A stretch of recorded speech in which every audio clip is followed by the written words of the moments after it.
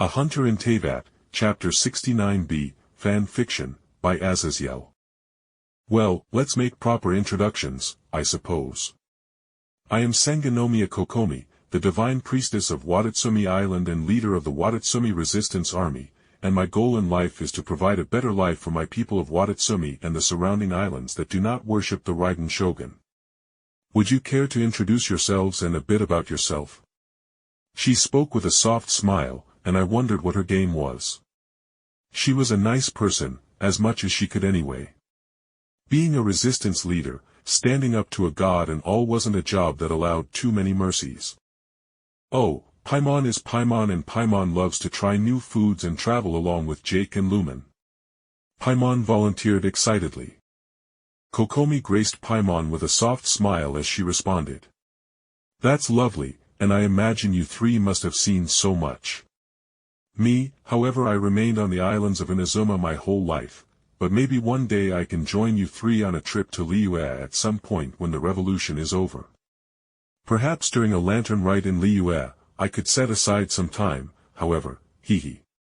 She pondered before giggling lightly before she looked to me and Lumen for our introductions. Lumen sighed, shrugging as she sent me a look as she began to speak, and in Lumen's fashion, it wasn't anything grand as she wasn't the most talkative person. I am a traveler.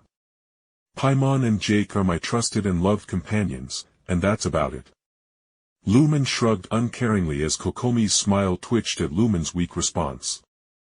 I just face-palmed and subtly pinched Lumen's behind, making her jolt in place, sending me a warning glare filled with heat as a small blush crossed her face at the abrupt pinch.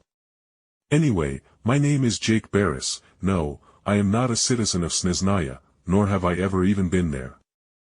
I like Lumen, and Paimon is alright too. I joke, making Paimon fly over to me furiously, but before she could get into a yelling fit about how I was bullied and how she was going to be calling me stupid snowflake Jake or something equally dumb as hell, I just stuffed a chicken skewer into her mouth to shut her as Paimon's natural instincts were to shut down the monkey brain and eat silently. Well, yeah, I like Paimon as well, but anyway, I didn't imagine such a welcome to your island, so Kokomi, would you care to tell us what you want plainly? I asked straightforwardly, with Kokomi's smile turning neutral as she sighed. I came on too strong and so did my people, didn't they? She spoke dully, and I nodded as she sighed, biting her lip in thought as she constructed whatever speech was forming in her mind.